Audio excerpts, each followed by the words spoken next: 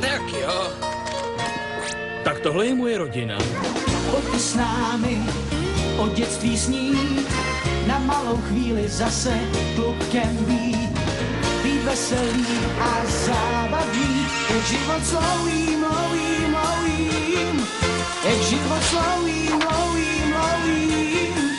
Na chvíli veselý, zábavný, poučný, jímavý. Je život slouhý. Život slouhý. Nadšený student. Když přišla ředitelka k nám do třídy, znamenalo to obvykle jednu ze dvou věcí. Buď to byl Glenn opět chycen, jak míchá ořezané hobliny z tušky s jídlem, nebo měl někdo suplovat. Pan Lambert tady tento týden nebude.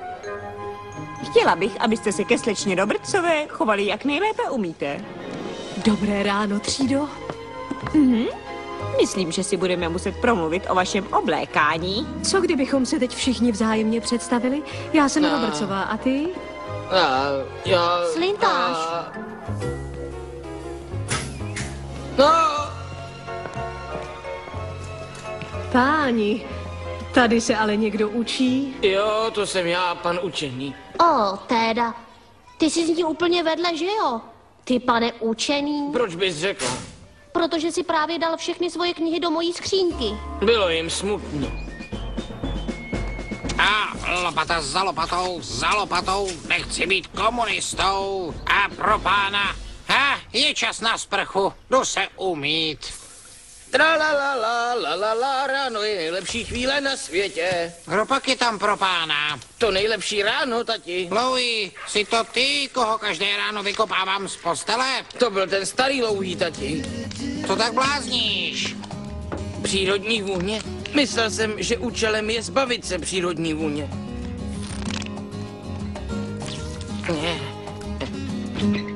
Co se děje? Dneska ráno vypadáš moc pěkně. Budete se ve škole fotit? Ale protože jsem si učesal vlasy, tak se musíme ve škole jenom fotit? Budeš se muset hned převléknout, až přijdeš, protože máme ještě spoustu práce. Páni, budete konečně sundavat paní Stillmanové výzdobu? Jo, taky. Andy. Louis, potřebuju pomoc s bombovým krytem. Krom toho jsi nejstarší. Ale Danny je tu nejstarší, proč mu neřekneš? Jasně, tati, pomůžu ti, ale hned jak se vrátím. Nazdar. Mám ti k tomu něco dodat? Víš, Andy, ta strašná díra u nás na dvoře začíná vypadat podivně. Proč ji prostě nenaplníme vodou a neuděláme si párty? Můj bombový kryt? A ještě bys tam chtěl plavat s nepřítelem? A také jiná věc. Nechápu, jak chceš dovnitř dostat sousedy, Andy. Nemůžeme je nechat venku. Proč ne? Nepozvali mě na kanastový turnaj. Jejich chyba, tati. A kdyby se náhodou něco přihodilo, v jednotě je síla. Nemáš v kuchyni něco na práci, Oro? Podívejme se, jsi tu nějak brzy.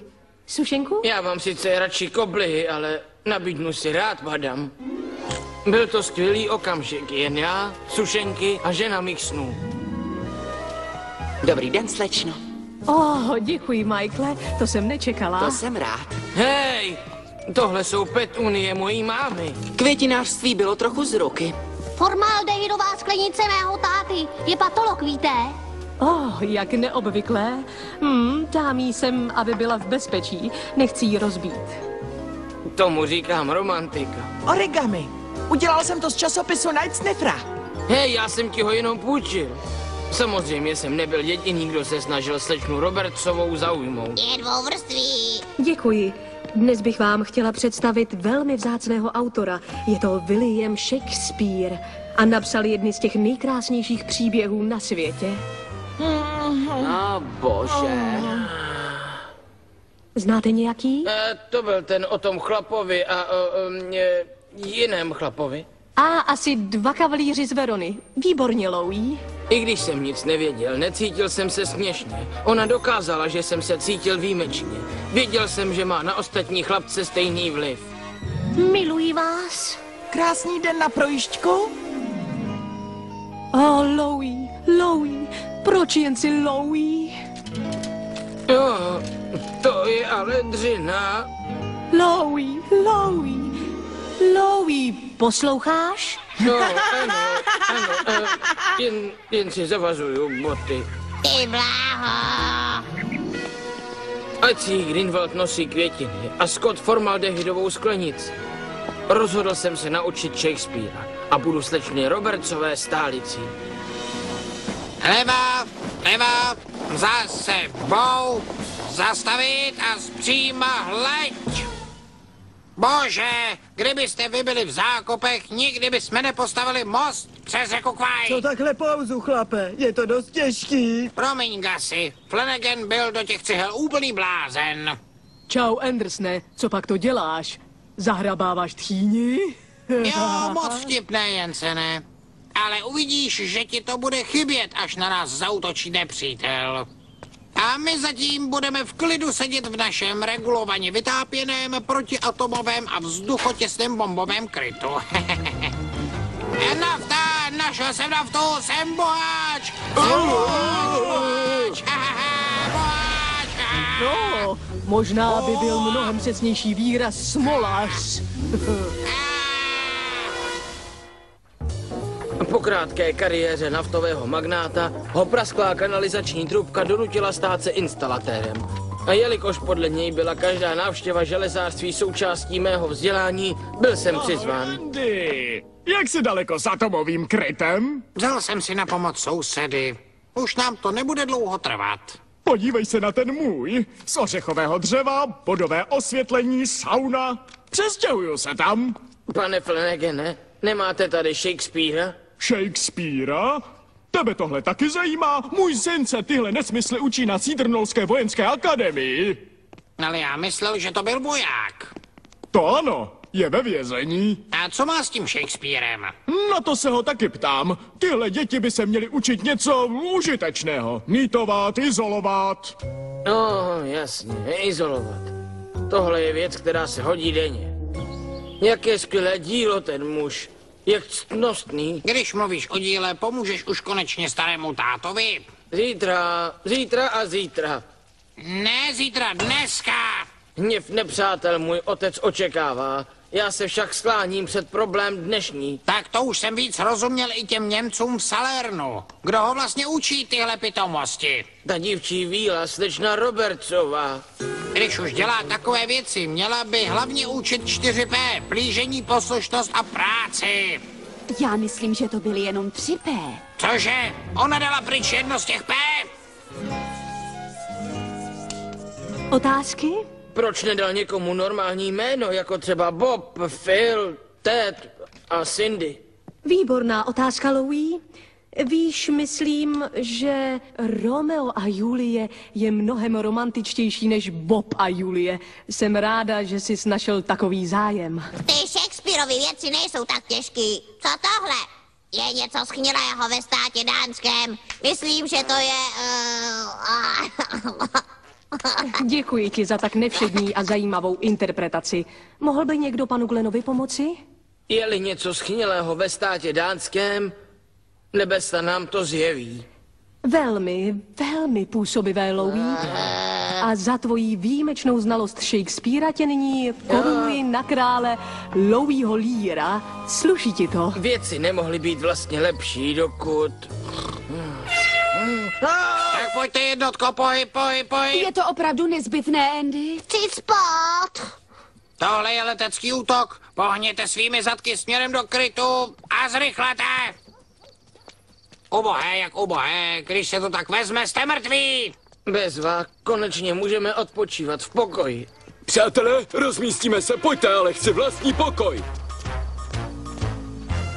Šoupni se, ty tlusťaku.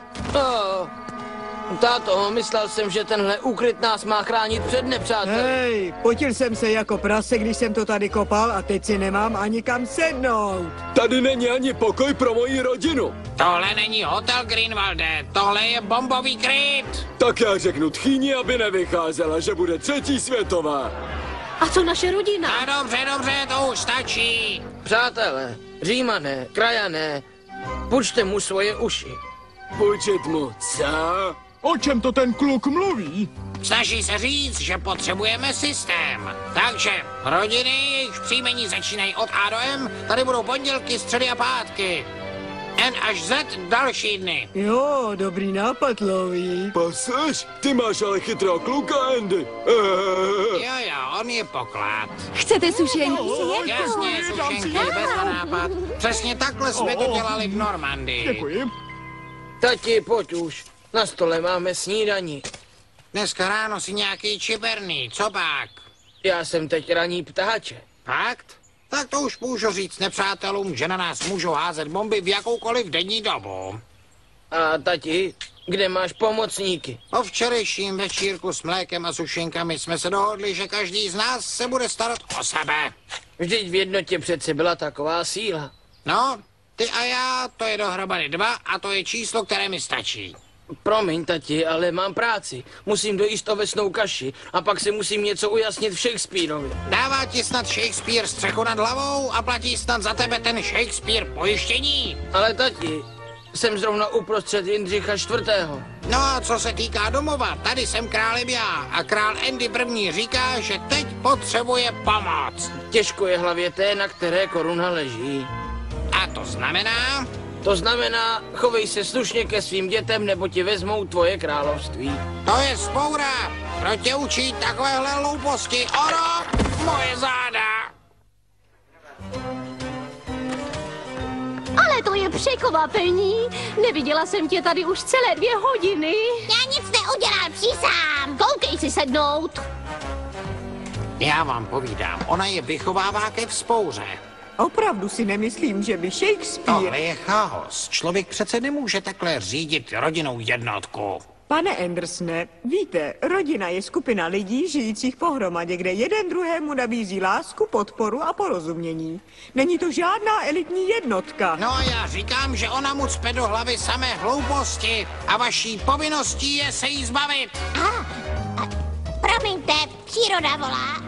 Dobrý den, dovolte mi, abych začala tím, že jsem nevýslovně ráda, že mám Louisho ve třídě. Takže mu můžete vymývat mozek tou vaší shakespearovskou propagandou. Shakespearovi hry jsou jen... Tak poslyšte, já jsem pro vyšší vzdělání stejně jako on, ale ne v případě, že to napadá naši národní bezpečnost. Národní bezpečnost? Louis nemá žádný respekt před tím, kdo je šéf a tohle je to, co se mi nelíbí.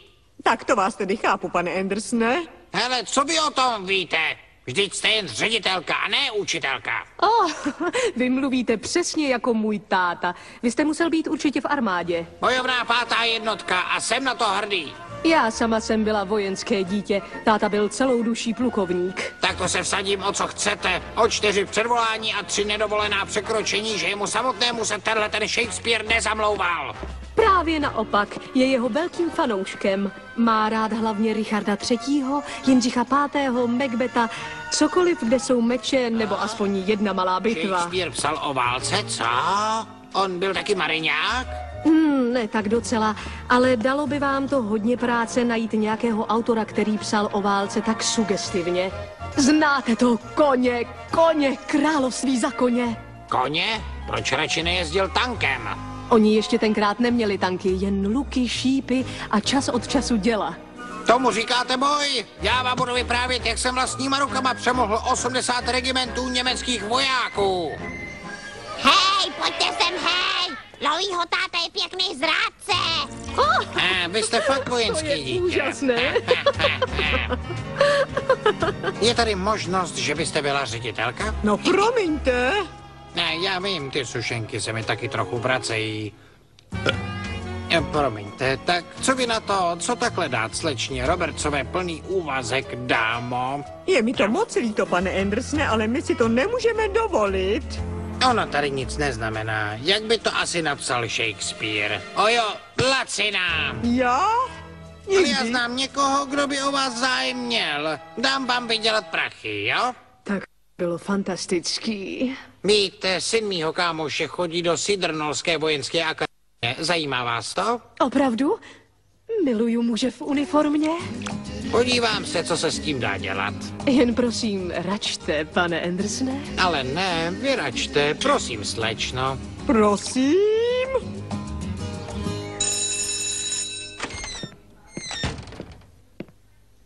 No ne, už zase. Já vás taky moc rád vidím, dětičky. Co vy tady děláte? Dobré zprávy, žádné ledvinové kameny. Kde je slečna Robertsová? Odstěhovala se. Teď si otevřete svoji matematiku a začneme, ano? Jo, přesně, to Louis chtěl. Jo, to je fakt. Bože, co jsem udělal? Sejdeme se potom na hřišti a žádné zpoždění. Au, nařídím si hodinky. No, Čas louskání ořechů. Nech ho na pokoji. A proč bych měl? Tady král Louis nechal slečnu Robertsovou vyhodit. to teda nenechal. Proč by dělal něco takového? Vždyť jí uctíval. Možná jsem visel na každém jejím slově, ale rozhodně jsem jí neuctíval. Ale já slyšel jeho tátu, jak říká paní Helorenové, aby ji potrestal. To teda ne. Potrestala? No, vyhodila. Stál jsem zrovna před její kanceláří a celé jsem to slyšel. Tak to by už stačilo, Glene. A útěk ze spáru smrti. Slečno Robertsová, vy jste se vrátila? Jen jsem si přišla pro věci. Takže odcházíte? Já jsem nechtěla, ale nabídli mi práci na vojenské akademii. Bezva, přesně tam chci jít, jenom co odsud vypadnu. Jasně, to ti bude tak 21. Kde je můj malý Romeo? Svalnatá hlava ho zahnala pryč. Co se stalo, Louis? Táta nechal slečnu Robertsovou vyhodit. Cože? Čau, sportovče, jak bylo ve škole? Co se ti stalo? Kouslo tě něco do jazyka? I ty, brute. Hej, jakým jménem mě to tady říkáš? Jak jsi mi to řekl? Vyhodil jsi mi nejoblíbenější učitelku. Tvůj tatínek nedělá takové věci, že ne? Radši bych to nazval tak, že jsem jí pomohl v její kariéře. Já to věděl. Zkazil jsi mi život. Kdo mě teď bude učit o Shakespeareovi? Ten má toho Shakespearea opravdu rád. V tom nebude jen Shakespeare. Poslyš, Louis, každý je jednou za život odloučený od svého učitele.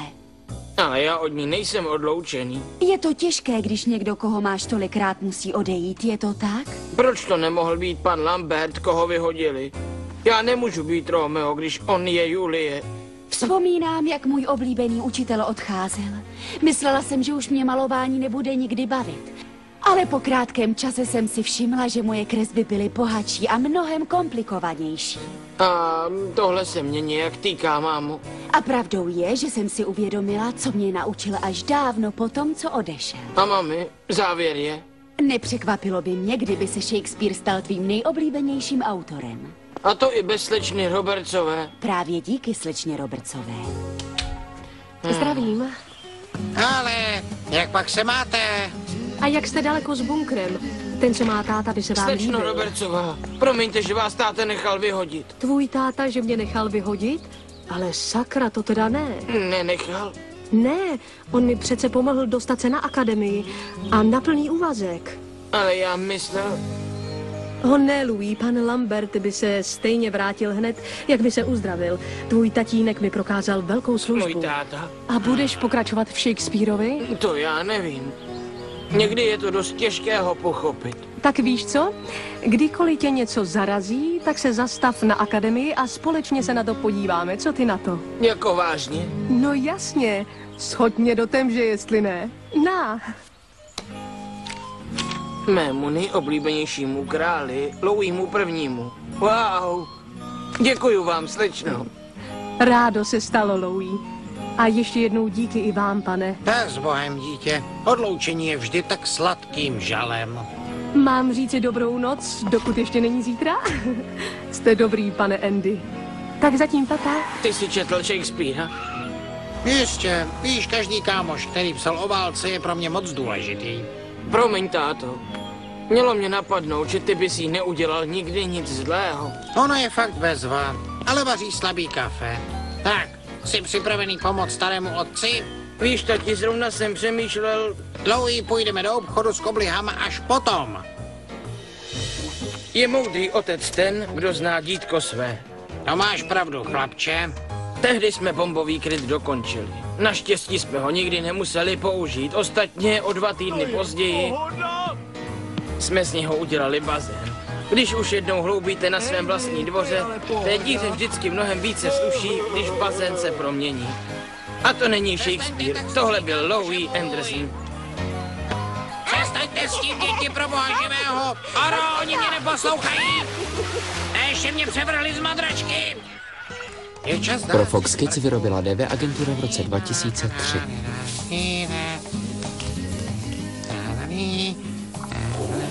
Hej, o co se to snažíš? Tohle už je lepší.